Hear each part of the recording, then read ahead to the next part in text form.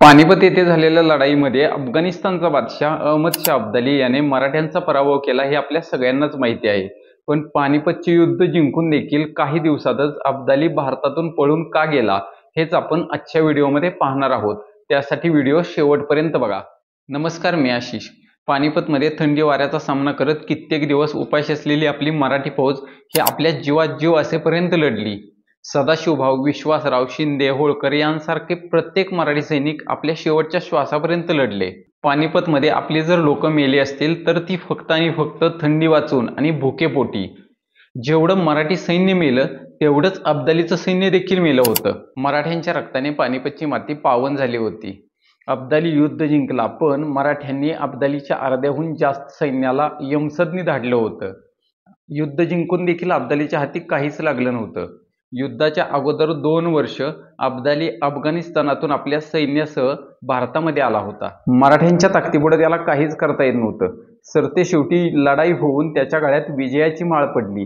मराठ्यांशी संघर्ष करण्यात त्याचा इतका पैसा खर्च झाला होता की अनेक महिने त्याने आपल्या फौजेचा पगार देखील दिला नव्हता। पानिपतमध्ये मराठ्यांनी अब्दालीची सर्व धनदौलत नष्ट केली होती। पैसाही राहिला नव्हता आणि सत्ताही राहिली नव्हती। त्याची फौज आता बंड करण्याच्या मार्गावरती होती। पानिपतच्या युद्धानंतर दिल्लीवरती मराठ्यांनी 35 वर्ष राज्य केलं। आपला भगवा दिल्लीवरती फडकवला। मराठ्यांच्या म्हणण्याप्रमाणे दिल्लीचा बादशाह कोण होणार हे ठरत होतं। गेली कित्येक दिवस उपाशी तापाशी राहून देखील अनेक हिंदू राज्यकर्त्यांची तितकीशी मदत मिळाली नसताना देखील आपल्या शेवटच्या श्वासापर्यंत लढणारी मराठ्यांची कडवी फौज अब्दालीने पाहिली होती। आपलं जर एवढं मोठं सैन्य नसतं तर आपला मराठ्यांनी कधीच फडशा पाडला असता हे अब्दालीच जाणून होता। आणि आता आपण काही काळ इथेच थांबलो किंवा थोडं जरी दक्षिणेत सरकण्याचा प्रयत्न केला तर सुडाच्या भावनेने पेटलेले मराठे आपल्याला याच मातीत गाडतील हे अब्दाली जाणून होता। दुसरीकडे कित्येक दिवस आपल्या मायभूमीपासून लांब असलेल्या अहमद शाह अब्दालीबद्दल अब्दाली मेल्याची अफवा ही अफगाणिस्तानमध्ये उठायला सुरुवात झाली होती। त्याचाच पुतण्या बंड करून बादशाह बनण्याच्या तयारीत होता।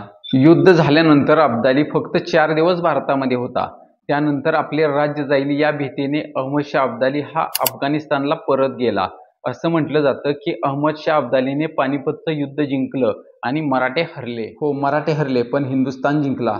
कारण दक्षिणेतून कित्येक कोस लांब असलेल्या दिल्ली आणि पानिपतावरती येऊन मराठ्यांनी जर अब्दालीला तोंड दिलं नसतं तर अब्दाली आणि त्याच्या अफगाण सैन्याने भारतामध्ये हैदोस घातला असता। आपल्या भारतातील अनेक राजांनी मराठ्यांना पाठिंबा दिला नाही।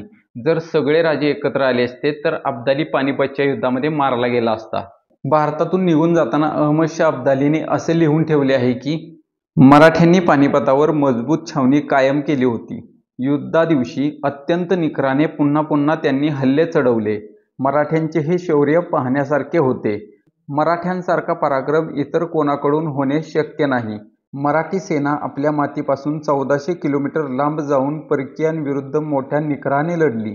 पानिपतमध्ये जर भगवा रोवला गेला असता तर पुढचा इतिहास मराठा साम्राज्यासाठी किती गौरवशाली असता हे सांगायची गरज नाही। तुम्हाला ही व्हिडिओ कशी वाटली हे कमेंट बॉक्समध्ये कमेंट करून सांगायला विसरू नका। आणि चॅनलवर नवीन असाल तर चॅनलला लगेच सबस्क्राईब करा, म्हणजेच अशाच व्हिडिओ तुम्हाला पाहायला भेटतील। धन्यवाद।